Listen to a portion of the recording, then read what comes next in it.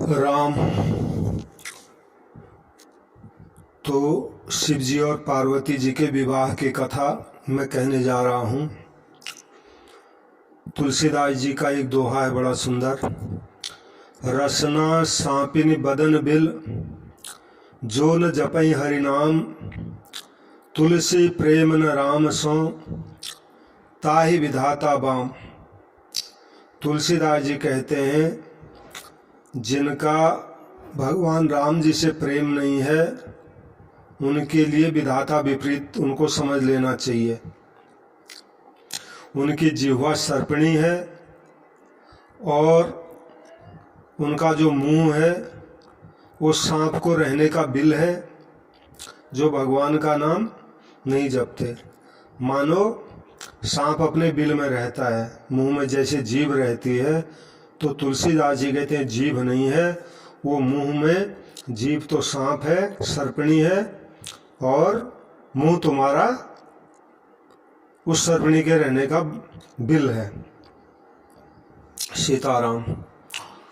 तो शिव जी के विवाह की कथा है। कथा वहाँ से शुरू होती है कि सती ने अपना शरीर त्याग दिया था और सती के शरीर त्यागने के बाद शिव जी अपने ध्यान में बैठ गए थे और मगन हो गए थे। और पार्वती माता ने, सती ने मरने के बाद हिमान जी के घर में जन्म लिया पार्वती रूप से, और पुनः शिव जी को पति रूप से पाने के लिए खूब कठिन तपस्या की, और तपस्या भी पूरी हो गई। सप्तर्षियों ने जाके उनकी परीक्षा ली कि शिव जी के संबंध में उनका प्रेम कैसा है, तो प्रेम में वो पास हो गए। तो फिर शिव जी की उन्होंने समाधि भंग करवाई, क्योंकि उनका विवाह करवाना था, जैसे तैसे करवाई। तो शिव जी जाग गए। तो शिव जी को पार्वती के कठिन तपस्या की बात उन्होंने बताई ऋषियों ने। शिव जी बहुत प्रसन्न हुए। तो ब्याह करने की बात थी। तो उसी वक्त क्या हुआ था, एक तारक नाम का राक्षस हुआ था। तो ब्रह्मा जी ने कहा कि इसको कोई नहीं जीत सकता, शिव जी का पुत्र होगा, वही इसको मारेगा, और इसकी मृत्यु का कोई उपाय नहीं है, क्योंकि उस तारकासुर ने तीनों लोकों में उत्पात मचा रखा था, विध्वंस कर रहा था। वो उस तारकासुर की भुजाओं का बल, प्रताप और तेज बहुत बड़ा था। उसने सब लोक और लोकपालों को जीत लिया था। सब देवता सुख और संपत्ति से खाली हो गए थे। वो अजर अमर था, किसी से जीता नहीं जाता था। देवता उसके साथ बहुत तरह की लड़ाइयाँ लड़कर हार गए थे। तब उन्होंने ब्रह्मा जी के पास जाकर अपना दुखड़ा सुनाया। ब्रह्मा जी ने सब देवताओं को दुखी देखा तो सबको समझाकर कहा, सब सन कहा बुझाई विधि, दनुज निधन तब होई, शंभु शुक्र संभूत सुत, यही जीतई रन सोई। ब्रह्मा जी ने सब देवताओं को समझाकर कहा, इस दैत्य की मृत्यु तब होगी जब शिव जी के वीर से पुत्र उत्पन्न होगा, वही इसको युद्ध में जीतेगा, यानी मारेगा। इसलिए देवताओं, तुम मेरी बात सुनकर उपाय करो, ईश्वर सहायता करेंगे और काम हो जाएगा। तो सती जी ने जो दक्ष के यज्ञ में देह त्याग किया था, उन सती जी ने अब हिमाचल के घर में जाकर पुत्री रूप से जन्म लिया है, और उन्होंने शिव जी को पति बनाने के लिए तपस्या की है। और इधर शिव जी सब छोड़ छाड़ कर समाधि लगा के बैठ गए हैं। यद्यपि ये बात तो बड़ी असमंजस है, फिर भी मेरी एक बात सुनो। तुम लोग जाकर कामदेव को शिव जी के पास भेजो। पहले कामदेव के पास जाओ, वो कामदेव शिव जी के मन में शोभ उत्पन्न करे, यानी कैसे भी करके उनकी समाधि को भंग करे। तो जब समाधि उनकी भंग हो जाएगी, तब हम सब जा कर के अपना दुखड़ा शिव जी को सुनाएंगे और शिव जी के चरणों में अपना सिर रख देंगे और उनको जबरदस्ती राजी करा करके पार्वती से उनका विवाह करा देंगे। तब हम जाई शिवई सिरनाई करवा वो विवाह बरी आई, यानी जबरदस्ती हम विवाह उनका करवा देंगे। बस इस प्रकार भले ही देवताओं का भला हो और कोई उपाय है नहीं। तो सब देवताओं ने कहा महाराज आपने जो सम्मति बताई है बहुत अच्छी है। फिर देवताओं ने बड़े प्रेम से स्तुति की। तब 5 बाण धारण करने वाला मछली के चिन्ह युक्त ध्वजा वाला कामदेव प्रकट हो गया। तो देवताओं ने कामदेव से अपनी सारी विपत्ति सुनाई। सुनकर कामदेव ने मन में विचार किया और हंसकर देवताओं से कहा कि आप जो काम मुझे बता रहे हो बहुत कठिन काम है, क्योंकि शिवजी के साथ विरोध करने में मेरी कुशल मंगल फिर है नहीं। लेकिन तदपि करब मैं काज तुम्हारा, श्रुति कह परम धर्म उपकारा। लेकिन फिर भी मैं तुम्हारा काम करूँगा, क्योंकि वेद कहते हैं दूसरे का उपकार करना ये परम धर्म है। पर हित लाग तजई जो देही, संतत संत प्रशंसते ही। जो दूसरे के हित के लिए अपने शरीर का त्याग कर देता है, संत महात्मा सदा उसकी बड़ाई करते हैं। ऐसा कहकर सब देवताओं को सिर नवाकर कामदेव अपने फूल के धनुष को हाथ में लेकर और बसंत आदि सहायकों को साथ लेकर चला जहां कामदेव था, जहां शिवजी थे। तो चलते समय कामदेव ने अपने हृदय में ऐसा विचार कर लिया कि अब शिवजी का मैं विरोध करने जा रहा हूं तो मेरा मरण तो पक्का ही होगा। वहां जाकर के उसने अपना प्रभाव फैलाया, सारे संसार को अपने बस में कर लिया। जिस समय उस मछली के चिन्ह की ध्वजा वाले कामदेव ने कोप किया, उस समय क्षण भर में ही वेदों की सारी मर्यादा मिट गई। ब्रह्मचर्य, नियम, नाना प्रकार के संयम, धीरज, धर्म, ज्ञान, विज्ञान, सदाचार, जप, जोग, वैराग्य आदि विवेक की सारी सेना डरकर भाग गई। तुलसीदास जी छंद लिखते हैं, भाग्यऊ विवेक सहाय सहित जो सुभट संजुग मही मुरे, सदग्रंथ पर्वत कंदरिन महु जाई ते अवसर दुरे, होनिहार का करतार को रखवार जग खर भरु परा, दुई माथ के रतिनाथ जेहि कहूँ कोपि कर धनु सरुधरा। तो विवेक अपने सहायकों सहित कामदेव के आते भाग गया। उसके योद्धा रणभूमि से पीठ दिखा गए। उस समय वे सब सदग्रंथ रूपी पर्वत की कंदराओं में जा छिपे। मतलब ये हुआ ज्ञान, वैराग्य, संयम, नियम, सदाचार ये सब किताबों में ही लिखे रह गए। उनका आचरण छूट गया।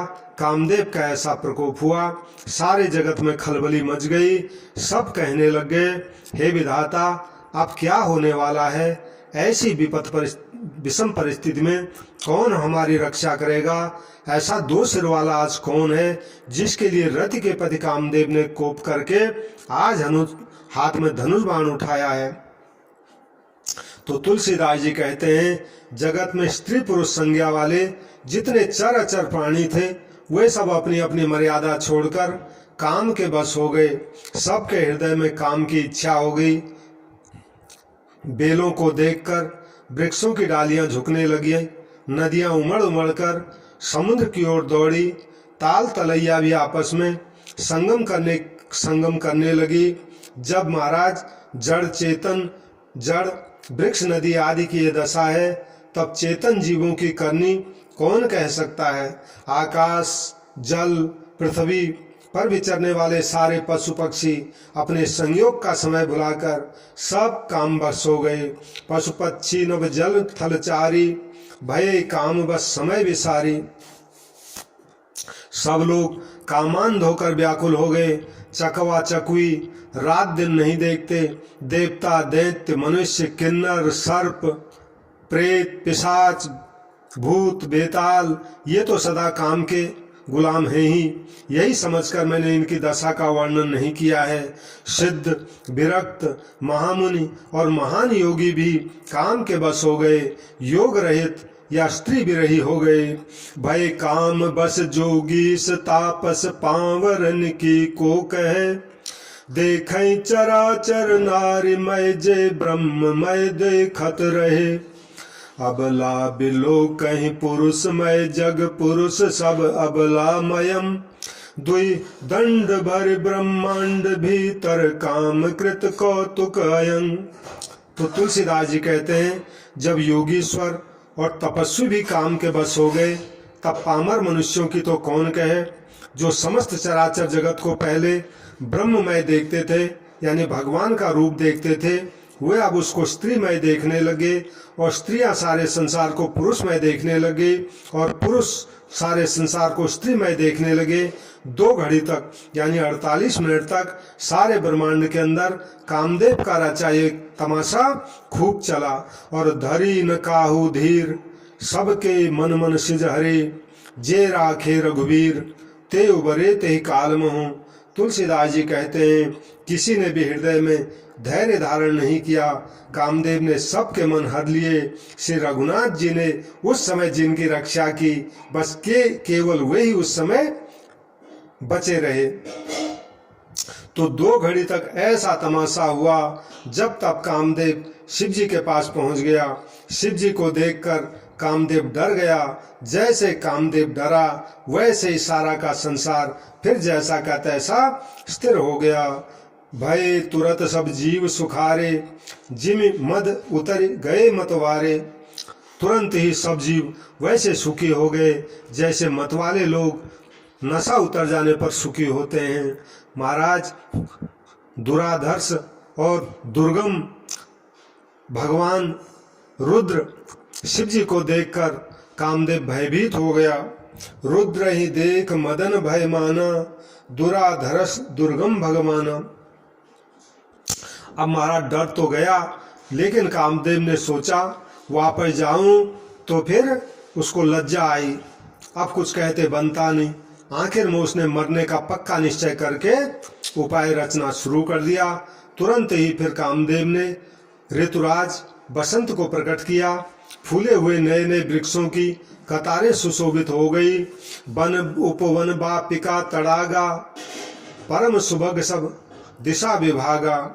जहाँ तहाँ जन उमगत अनुरागा, देख मुह मन मन से जागा। वन उपवन बावली तालाब सब दिशाओं के विभाग परम सुंदर हो गए। जहाँ तहाँ मानो प्रेम उमड़ रहा है, जिसे देखकर मरे हुए मनों में भी कामदेव जाग उठा। मरे हुए मन में भी कामदेव जागने लगा। वन की सुंदरता कहीं नहीं जा सकती। काम रूपी अग्नि का सच्चा मित्र शीतल मंद सुगंधित पवन चलने लगा। सरोवरों में अनेकों कमल खिल गए, जिन पर सुंदर भौरों के समूह गुंजार करने लगे। राजहंस, कोयल और तोते रसीली बोली बोलने लगे और अप्सराएं गा गा कर नाचने लग गई। बिक से सरिन बहु कंज गुंजत, मंजु मन पुंज मंजुल मधुकरा। कल हंस पिक सुख सरस रव कर गान नाचै अपछरा। तो कामदेव अपनी सेना समेत करोड़ों प्रकार की सब कलाएं उपाय करके हार गया, पर शिव जी की समाधि डिगी नहीं। तब कामदेव को गुस्सा आ गया। तो आम के वृक्ष की एक सुंदर डाली देख करके मन में क्रोध से भरा हुआ कामदेव उस डाली पर चढ़ गया। उसने पुष्प धनुष पर अपने 5 बाण चढ़ाए और अत्यंत क्रोध से शिव जी की ओर लक्ष्य करके धनुष को कान तक खींच लिया। फिर छाड़े बिसिंप बिसिख उर लागे, छूटी समाधि शंभु तब जागे। तो कामदेव ने एक साथ तीक्ष्ण 5 बाण छोड़े, जो जाके शिव जी के हृदय में लगे। तब उनकी समाधि टूट गई और वे जाग गए। और ईश्वर शिव जी के मन में बहुत शोक हुआ। उन्होंने आंखें खोलकर सब ओर देखा तो क्या देखा, सौरभ पल्लव मदन बिलोका, भयं कोप कंपेउ त्रैलोका। जब महाराज आम के पत्तों में छिपे हुए कामदेव को शिव जी ने देखा तो शिव जी को बड़ा गुस्सा आया और शिव जी को क्रोध आते ही तीनों लोग कांप उठे। और तब शिवंती सर नयन उघारा, चितवत काम भयं जरि छारा। तब शिव जी ने अपना तीसरा नेत्र खोला और उनके देखते ही कामदेव जलकर वहीं पर भस्म हो गया। कामदेव की स्वाहा हो गई। हाहाकार भयं जग भारी, डर पे सुर भय असुर सुखारी। जगत में बड़ा हाहाकार मच गया, देवता डर गए, दैत्य बड़े सुखी हुए। भोगी लोग काम शोक को याद करके चिंता करने लगे और साधक और योगी निष्कंटक हो गए।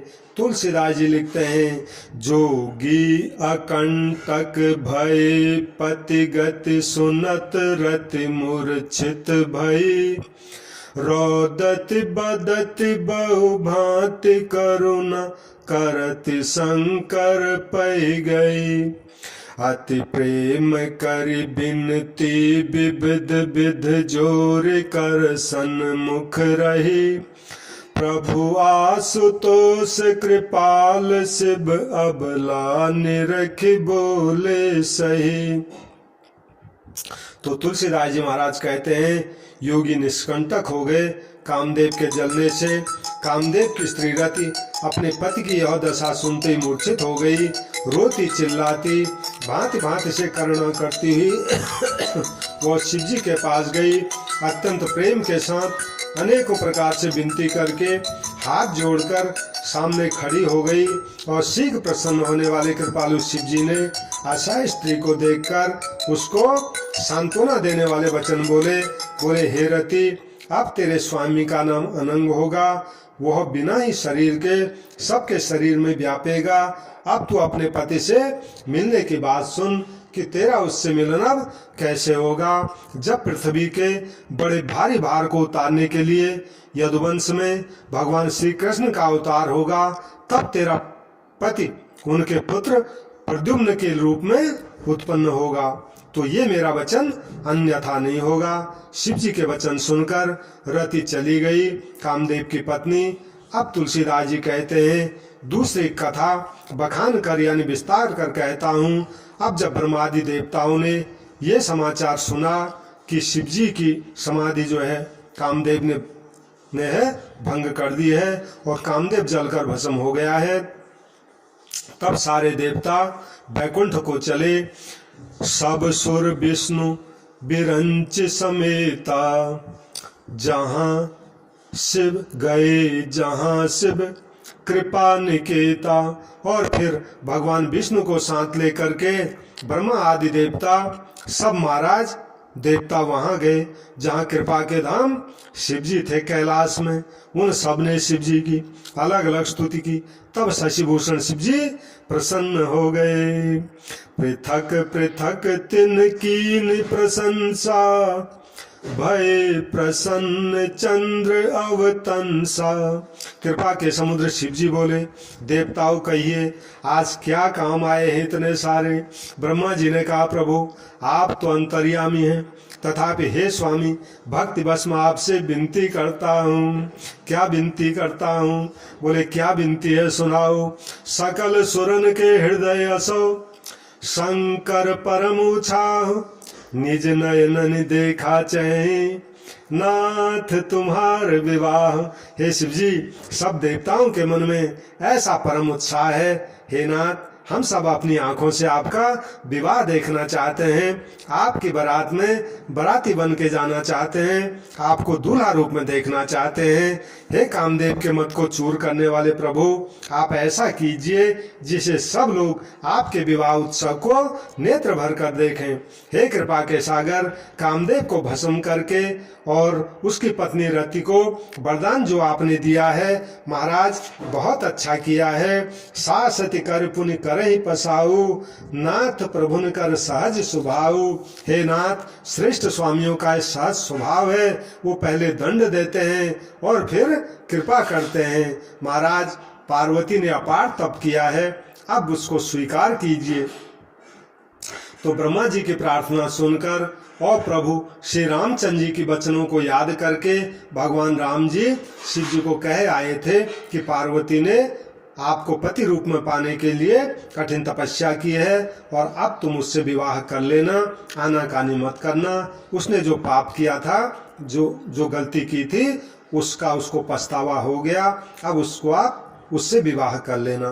तो ये बात जो है शिव जी को याद आ गई कि हमारे प्रभु राम जी भी मुझे विवाह करने के लिए पहले कह गए हैं। तो उन्होंने प्रसन्नता पूर्वक कहा, ठीक है, ऐसा ही हो, मैं अवश्य विवाह करूंगा। जैसे ही कहा शिव जी ने विवाह करूंगा, देवताओं ने नगाड़े बजाए और फूलों की वर्षा करके जय हो करके देवताओं के स्वामी की जय हो सब ऐसा कहने लगे। तब देवन दुंदुभि बजाए, बरस सुमन जय जय सुर साई। अब महाराज उचित अवसर जानकर सप्तर्षि आए और ब्रह्मा जी ने उनको तुरंत हिमाचल के घर भेज दिया। वे पहले वहां गए जहां पार्वती जी थी और उनसे फिर छल भरे मीठे वचन बोले, नारद जी के उपदेश से तुमने उस समय हमारी बात नहीं सुनी। अब तो तुम्हारा प्रण झूठा हो गया, क्योंकि महादेव जी ने तो काम को ही भस्म कर डाला है। अब क्या वो तुमसे विवाह करेंगे? ये सुनकर पार्वती जी मुस्कुरा कर बोली, हे विज्ञानी मुनिवरों, आपने उचित ही कहा। आपकी समझ में शिव जी ने कामदेव जी को अब जलाया है। आज तक तो वो विकार युक्ति थे, यानी कामी ही रहे, लेकिन ये आपका सोचना है। किंतु हमारी समझ से तो शिव जी सदा से ही योगी हैं, सदा से अजन्मा, अनिद्य, काम रहित और भोगहीन हैं। यदि मैंने शिव जी को ऐसा समझकर ही मन वचन और कर्म से प्रेम सहित उनकी सेवा की है, तो हे मुनीश्वरों सुनिए, वे कृपा निधान भगवान मेरी प्रतिज्ञा को अवश्य सत्य करेंगे। बाकी आपने जो यह कहा कि शिव जी ने कामदेव को भस्म कर दिया, ये तो आपकी बड़ी भारी भूल है। हे तात, अग्नि का यह सहज स्वभाव ही है कि पाला उसके समीप जा नहीं सकता। अगर पाला उसके समीप जाएगा तो वो अवश्य नष्ट हो जाएगा। बस महादेव और कामदेव जी के संबंध में भी यही न्याय समझना चाहिए, यानी शिव जी ने उसको नहीं जलाया, वो शिव जी के पास गया तो खुद ही जल के भस्म हो गया। तो ऐसा जब पार्वती जी ने सप्तर्षियों को कहा, तो पार्वती जी के वचन सुनकर उनका प्रेम तथा विश्वास देखकर मुनि हृदय में बड़े हर्षित हुए और भवानी को सिर नवाकर फिर उसके पिताजी हिमाचल के पास पहुंचे। उन्होंने पर्वतराज हिमाचल को पार्वती जी का सब हाल सुनाया। कामदेव का भस्म होना सुनकर हिमाचल बहुत दुखी हुए। फिर मुनियों ने रति के वरदान की बात कही कि महाराज शिव जी ने कामदेव की पत्नी को वरदान दिया है पुनः मिलने का। उसे सुनकर हिमवान ने बहुत सुख माना। शिव जी के प्रभाव को मन में विचार कर हिमाचल ने श्रेष्ठ मुनियों को आदर पूर्वक बुला लिया और उनसे शुभ दिन, शुभ नक्षत्र, शुभ घड़ी शोधवा कर वेद की विधि के अनुसार शीघ्र ही विवाह का लगन निश्चय करवा कर लिखवा दिया। सुदिन सुनखत सुघड़ी सोचाई, बेग वेद विधि लगन धराई। फिर हिमाचल ने वह लग्न पत्रिका सप्तर्षियों को दे दी और चरण पकड़कर उनकी विनती की। उन्होंने जाकर वह लग्न पत्रिका ब्रह्मा जी को दे दी। उसको पढ़ते समय ब्रह्मा जी के हृदय में प्रेम समाता नहीं था। ब्रह्मा जी ने लग्न पढ़कर सबको सुनाया। उसे सुनकर सब मुनि और देवताओं का सारा समाज हर्षित हो गया। आकाश से फूलों की वर्षा होने लगी, बाजे बजने लगे, दसों दिशाओं में मंगल कलश सजा दी गए। सुमन वृष्टि नभ बाजन बाजे, मंगल कलश दसों दिश साजे। अब महाराज लगे सवारन सकल सुर, वाहन विविध विमान, होई सगुन मंगल सुबद, करई अप्सरा गान। अब महाराज शिव जी के विवाह की तैयारी हो गई, बारात जाने की तैयारी हो रही है। सब देवता भांति भांति के अपने वाहन और विमान सजाने लगे, कल्याणप्रद मंगल सगुन होने लगे, अप्सराएं गाने लग गई। अब जो है शिव जी का श्रृंगार करने लगे गण। शिव ही शंभु गण करहि श्रृंगारा, जटा मुकुट अहि मोर संवारा। कंडल कंकन पहिरे ब्याला, तन विभूति पट के हरि छाला। शशि ललाट सुंदर सिर गंगा, नयन तीन उपवीत भुजंगा। गरल कंठ उर नर सिर माला, अशिव बेश शिव धाम कृपाला। कर त्रिशूल अरु डमरु बिराजा, चले बसा चढ़ी बाजै बाजा।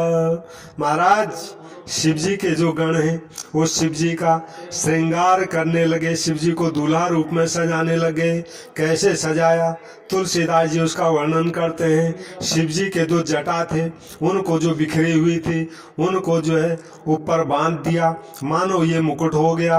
और फिर शिव जी के सिर पे उनको ये था कि जो है मोर पंख लगाना है, तो एक बड़ा सा सांप था, उसको उस जो है मुकुट बनाए हुए जटाओं के ऊपर सजा दिया। और शिव जी को ही सांपों के ही कानों में कुंडल लगा दिए, और सांपों के ही छोटे छोटे हाथों में कंकड़ पहना दिए, और शरीर पर जो है शमशान घाट की जो है राख लगा दी गई। वस्त्र की जगह बाघ की छाल थी, वो लपेट दिया गया। और शिव जी के सुंदर मस्तक पर चंद्रमा तो पहले ही शोभायमान है, सिर पर गंगा जी शोभायमान है, 3 नेत्र हैं, और सांपों 2-3 सांपों को जोड़कर शिव जी का जनेऊ बना के भी लगा दिया। गले में उनके विष है, छाती पर नर मुंडों की माला है। इस प्रकार महाराज उनका वेश अशुभ होने पर भी वही कल्याण के धाम और कृपालु हैं। गरल कंठ उर नर सिर माला, अशिव बेश शिव धाम कृपाला। और एक हाथ में त्रिशूल, दूसरे हाथ में डमरू सुशोभित है। शिव जी अपने वाहन बैल पर चढ़ के चले, बाजे बजने लग गए। शिव जी को देखकर देवताओं की स्त्रियां मुस्कुरा रही हैं, वो भी बारात में आई हुई हैं और कहती हैं ऐसा वर तो दुनिया में आज तक देखा नहीं, ऐसे वर के योगी दुल्हन तो संसार में कहीं मिलने वाली नहीं है। और विष्णु और ब्रह्मा आदि देवताओं के समूह अपने अपने वाहनों पर चढ़कर बारात में चले। सुर समाज सब भांति अनुपा, नहीं बारात दूल्हे अनुरूपा। देवताओं का समाज सब प्रकार से सुंदर है, लेकिन महाराज बारात के योग्य दूल्हा नहीं है। और महाराज तब विष्णु भगवान ने सब दिक्पालों को हंस कर कहा, हंसी मजाक में कहा, सब लोग अपने अपने दल समेत अलग अलग हो चलो। बोले शिव जी के साथ जाने में हमें शर्म आ रही है, इस दूल्हे के साथ हम बारात में जाने योग्य नहीं है, इसलिए अलग अलग हो जाओ। अरे भाई, यह बारात हम लोगों के योग्य नहीं है, क्या पराए घर में जाकर अपनी हंसी कराओगे क्या? विष्णु भगवान की बात सुनकर देवता मुस्कुराए और अपनी अपनी सेना सहित अलग हो गए। शिव जी ने देखा सब अलग हो गए, मैं तो अकेला पड़ गया हूँ अपने 2-4 इन जो है गणों के साथ। तो मन ही मन महेश मुस्काही, हरि के बिंग बचन नहीं जाए। महादेव जी देखकर मन ही मन मुस्कुराते हैं कि विष्णु भगवान के व्यंग वचन छूटते नहीं। तो अपने प्यारे विष्णु भगवान के अति प्रिय वचनों को सुनकर शिव जी ने अपने भृंगी को भेजकर कहा सब गुणों को बुला लाओ। शिव जी का एक गण था भृंगी, उसको कहा भैया हम तो कम पड़ गए हैं, इसलिए जहां भी शमशान घाट में अपने गण हैं सब को इकट्ठा करके लाओ, सब आज जो है हमारी बारात में चलेंगे। तो जैसे ऐसा कहा, भृंगी ने सारे शमशानों में घोषणा कर दी कि अपने सरकार का विवाह है, सब जल्दी पहुंचो, रास्ते में बारात जा रही है। तो जैसे सबने ऐसा सुना, शिव अनुशासन सुन सब आए, प्रभु पद जलद शीस तिन नाये। शिव जी की आज्ञा सुनते ही सब भूत प्रेत चले और अपने स्वामी के चरण कमलों में आकर के सिर नवाया। और कैसे थे सब, नाना वाहन नाना बेसा, से शिव समाज निज देखा। और तरह तरह की सवारियां, तरह तरह के बेश वाले अपने भूत प्रेतों के समाज को देखकर शिव जी हंस रहे हैं।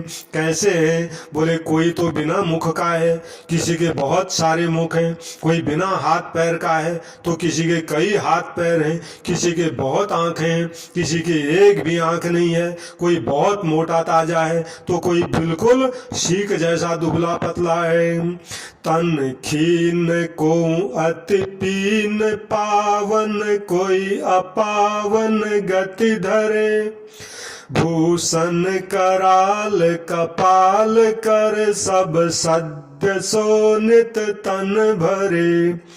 खर स्वान सुवर श्रीकाल मुख गण, बेस अनगित को गने। बहु जिनस प्रेत पिशाच, जोगी जमात बरनत नहीं बने। बहु जिनस प्रेत पिशाच, जोगी जमात बरनत नहीं बने।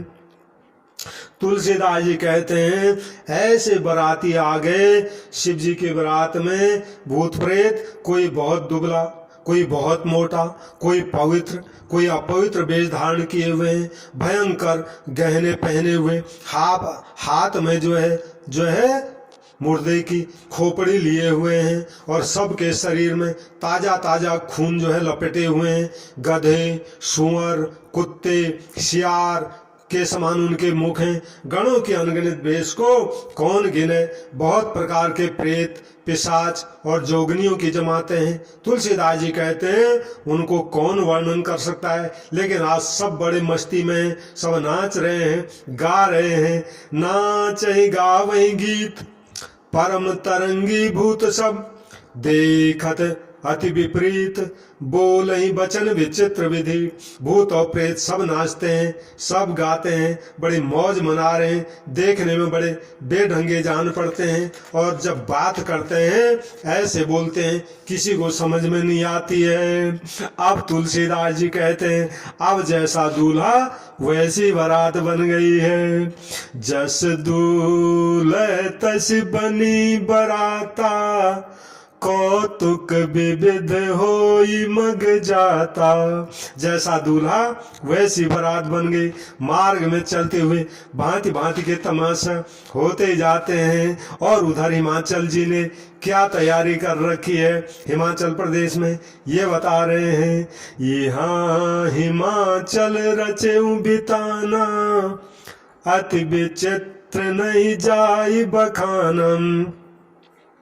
तो इधर हिमाचल जी ने जो है बारात के लिए ऐसा विचित्र मंडप बनाया जिसका वर्णन नहीं हो सकता। जगत में जितने छोटे बड़े पर्वत थे, जिनका कोई आर पार नहीं है, संसार में जितने वन थे, जितने समुद्र थे, जितनी नदियां थे, जितने तालाब थे, हिमाचल ने अपने पुत्री के विवाह में सबको निमंत्रण भेजा है। और सब सुंदर सुंदर शरीर धारण करके आज महाराज पार्वती के विवाह में आए हैं। काम रूप सुंदर तनधारी, सहित समाज सहित बर नारी। वे सब अपने इच्छा अनुसार रूप धारण करने वाले, सुंदर शरीर धारण कर सुंदर स्त्रियों और समाज के साथ हिमाचल के घर में पधारे हुए हैं। सभी स्नेह सहित मंगल गीत गा रहे हैं।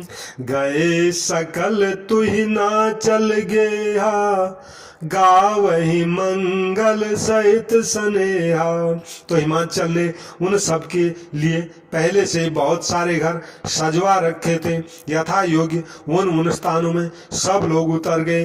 नगर की सुंदर शोभा देखकर ब्रह्मा जी को आज अपना ब्रह्मलोक भी फीका लगता है, और नगर की शोभा देखकर ब्रह्मा जी की निपुणता सपूर्ण समझदार तुच्छ लगती है। और महाराज वहाँ के वन, बाग, कुएं, तालाब, नदियाँ सभी सुंदर हैं, कौन उनका वर्णन कर सकता है। घर घर में बहुत से मंगल सूचक तोरण और ध्वजा पताकाएं सुशोभित हो रही हैं। वहाँ के सुंदर और चतुर स्त्री पुरुषों की छवि देखकर मुनियों के भी मन मोहित हो जाते हैं। कहते हैं तुलसीदास जी, जिस नगर में स्वयं माता जगदम्बा ने अवतार लिया है उस नगर का वर्णन भला कौन कर सकता है। वहाँ रिद्धि सिद्धि संपत्ति सुख नित्य नित्य नए नए बढ़ते जाते हैं।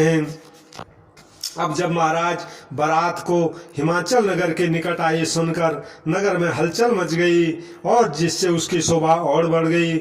आगवानी करने लोग बनाव श्रृंगार करके नाना प्रकार की सवारियों को सजाकर महाराज आदर सहित बारात को लेने के लिए चले। देवताओं के समय और महाराज जब गए बारात को लेने के लिए तो पहले उसमें बारात में देवता लोग आ रहे थे। तो देवताओं को देखकर सब हिमाचलवासी प्रसन्न हुए। विष्णु भगवान को देखकर तो बहुत सुखी हुए।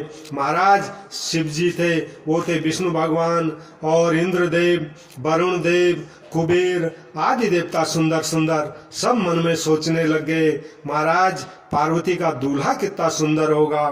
जब बाराती इतने सुंदर हैं तो दूल्हे कितने सुंदर होंगे आज। ऐसे जब महाराज चलते चलते देवताओं का समाज पूरा हो गया और शिव जी का समाज जब आने लगा, तो महाराज शिव समाज जब देखने लागे, बिडर चले वाहन सब भागे। शिव जी का जब समाज आया तो सवारियां, उनके सब वाहन सवारे, हाथी घोड़े बैल सब डर के भाग गए। आगवानी करने वाले सब डर के भाग गए। उनमें कुछ बड़ी उम्र के समझदार के लोग जो थे वो धीरज धरकर वहां डटा रहे, और लड़के तो भागे भागे अपने घर में गए। और घर पहुंचने पर जब माता पिता पूछते हैं बताओ कैसी बारात है, तब भय से कांपते हुए शरीर से ऐसा वचन कहते हैं।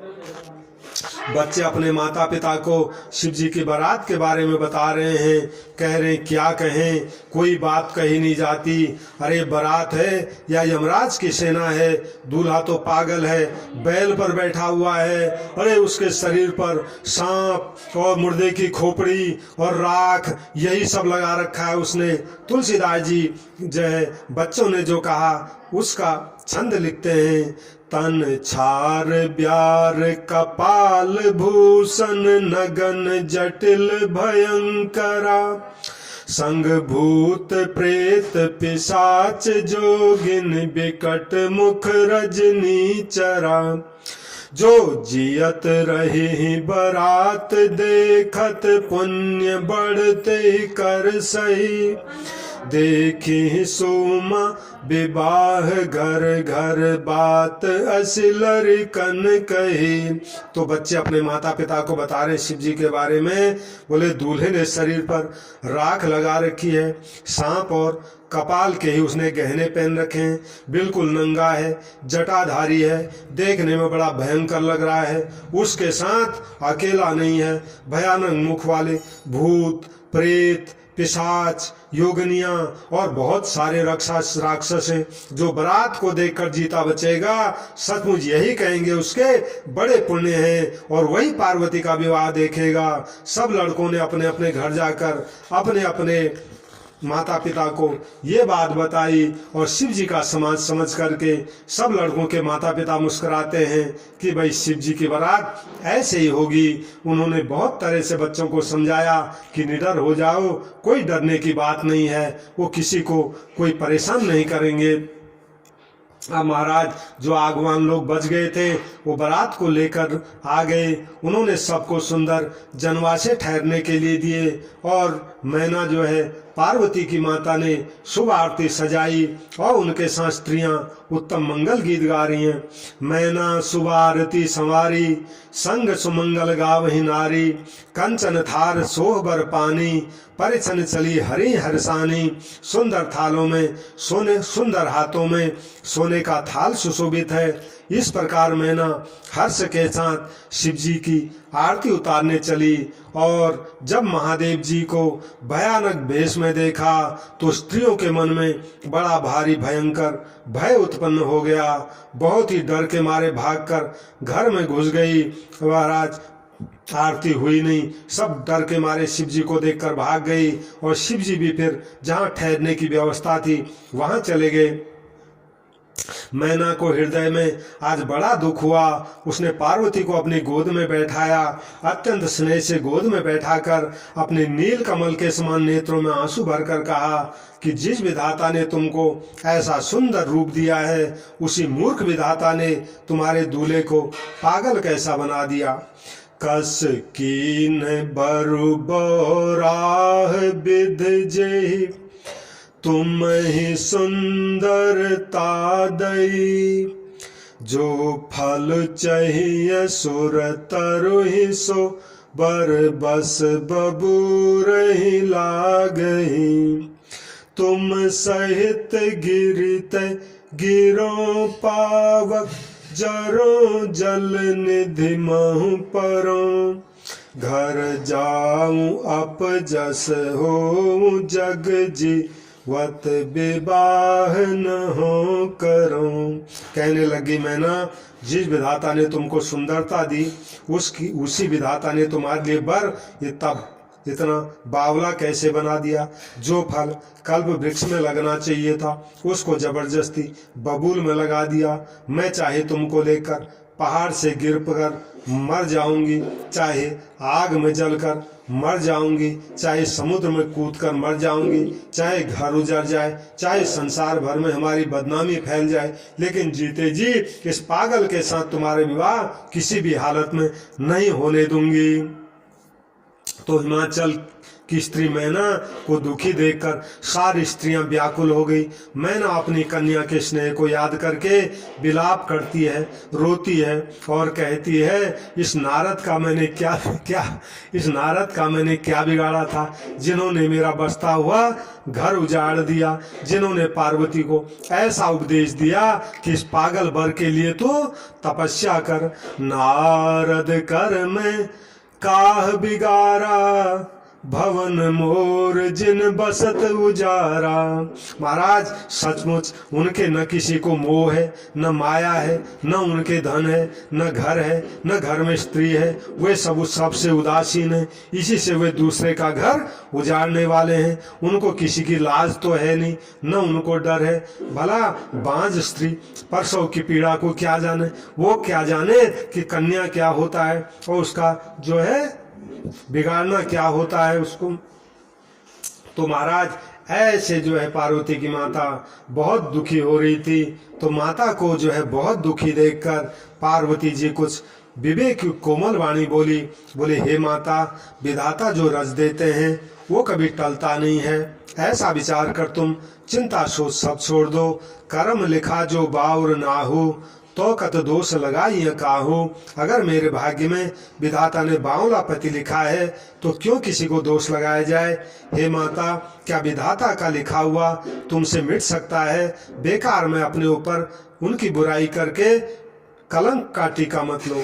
जन ले हूँ मातु कलंक करुणा, परिहरहु अवसर नहीं। दुख सुख जो लिखा लीलार हमरे, जाब चाह पाउब तहीं। सुनि उमा बचन विनीत कोमल, सकल अबला सोचही। बहु भांति विधि लगाई दूषण, नयन वारि विमोचही। तो पार्वती माता ने समझाया कि हे माता, तुम कलंक मत दो, रोना छोड़ो। यह अवसर अभी विषाद करने का नहीं है। मेरे भाग्य में जो सुख दुख लिखा है मैं उसको जहाँ भी जाऊंगी वहीं भोगूंगी। पार्वती जी के ऐसे विनय भरे कोमल वचन सुनकर सारी स्त्रियां चिंता करने लगी। भांति भांति से विधाता को दोष देखकर आंखों में आंसू भर के रोने लग गई। इसी समय क्या हुआ, इस समाचार को सुनकर हिमाचल सुनते ही हिमाचल उसी समय नारद जी सप्तर्षियों को साथ लेकर अपने घर में गए। नारद जी हिमाचल के घर में पहुंच गए। तब महाराज सबको रोता धोता देख करके नारद जी ने सबको पुराना प्रसंग सुनाया। नारद जी ने पूर्व जन्म की पार्वती की कथा सुनकर सबको समझाया है कि हे मैना, तुम मेरी सच्ची बात सुनो। ये जो तुम्हारी लड़की है ये कोई साधारण नहीं है, ये तो साक्षात जग जननी भवानी है। मैना सत्य सुनो मम बानी, जगदम्बा तो सुता भवानी। ये कोई मामूली नहीं है, ये तो अजा अनादि शक्ति अविनाशिन, सदा शंभु अर्धंग निवासिन, जग संभव पालन लयकारिन, निज इच्छा लीला बबुधारिन। ये तो अजन्मा है, अनादि है, अविनाशिनी शक्ति है और सदा शिव जी के अर्धांग में ही रहती है। ये जगत की उत्पत्ति पालन और संहार करने वाली है और अपनी इच्छा से ही लीला शरीर धारण करती है। और पहले ये दक्ष के घर में इसका जन्म हुआ था, तब इनका नाम सती था। तब भी इन्होंने बड़ा सुंदर जो है शरीर पाया था। तब भी सती का विवाह शिव जी के साथ ही हुआ था। ये कथा सारे संसार में प्रसिद्ध है ही। एक बार इन्होंने शिव जी के साथ आते हुए रास्ते में रकुल रूपी कमल के सूर्य भगवान श्री रामचंद्र जी को देखा था। तब इनको मोह हो गया था कि ये मनुष्य की भगवान है। तब इन्होंने शिव जी का कहना नहीं मान करके राम जी की परीक्षा के लिए गलती से शिव जी का सीता जी का वेश धारण कर लिया था। और सती जी ने जो सीता का वेश धारण किया था, इसी अपराध के कारण शिव जी ने उनको त्याग दिया था। फिर शिव जी के वियोग में ये अपने पिता के यज्ञ में वहां जाकर योगाग्नि में भस्म हो गई थी। अब इन्होंने तुम्हारे घर में फिर जन्म लेकर के पुनः शिव जी को पति रूप में पाने के लिए कठिन तप किया है। ऐसा जानकर तुम संदेह छोड़ दो। और पार्वती जी तो सदा शिव जी की प्रिया है, अर्धांगिनी है। सिय बेसु सती जो कीन्हते ही अपराध शंकर पर हरि, हर बिरह जाय बहुर पितु के यज्ञ जोगा नल जरी। अब जन्म तुम्हारे भवन निज पति लागे दारुण तप किया, अस जान संशय तजहु गिरिजा सर्वदा शंकर प्रिया। तो महाराज नारद जी ने ये सब पुरानी बातें और पार्वती जी की कथा सबको सुनाई। तो शिष्य को सुनकर सबका दुख मिट गया। क्षण भर में ये समाचार पूरे हिमाचल नगर में फैल गया और जो हिमाचल वाले सब रो रहे थे सब खुशी मनाने लग गए। तब मैना हिमवंतु आनंदे, पुन पुन पार्वती पद बंदे। तब मैना और हिमवान आनंद में मग्न हो गए और बार बार उन्होंने पार्वती जी के चरणों की वंदना की। स्त्री पुरुष बालक युवा वृद्ध नगर के सब लोग बहुत प्रसन्न हैं। अब तो महाराज लगे हो न पुर मंगल गाना, सजे सबई हाटक घट नाना। नगर में मंगल गीत गाए जाने लगे। सब भांति भांति के स्वर्ण के कलश सजाए गए।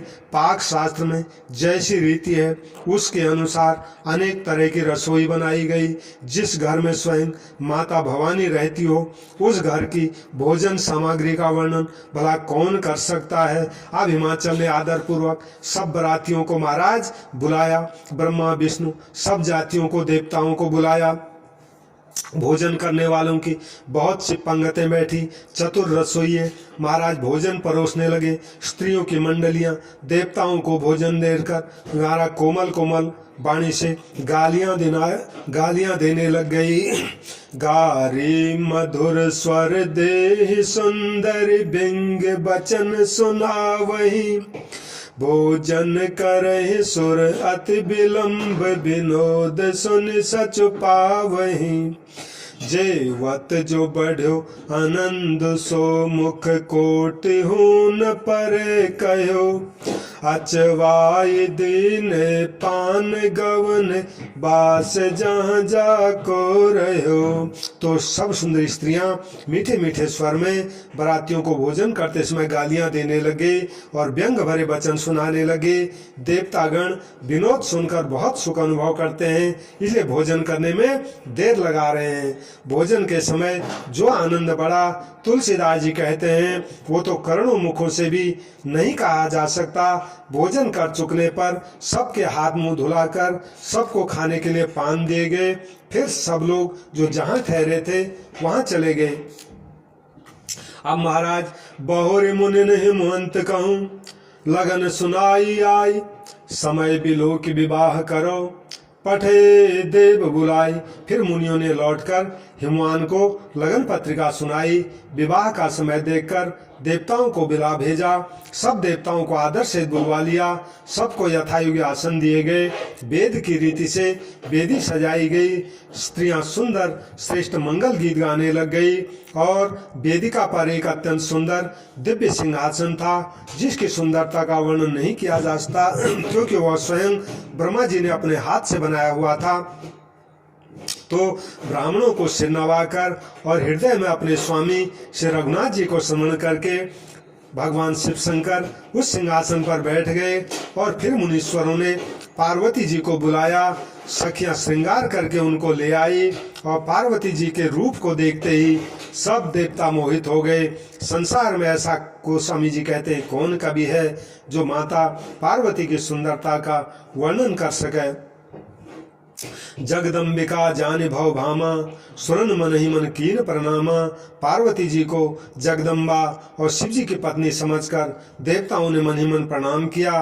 भवानी सुंदरता की सीमा है, करोड़ों मुखों से भी उनकी शोभा का वर्णन नहीं हो सकता है। जगजननी पार्वती जी की महान शोभा का वर्णन करोड़ों मुखों से भी करते नहीं बनता।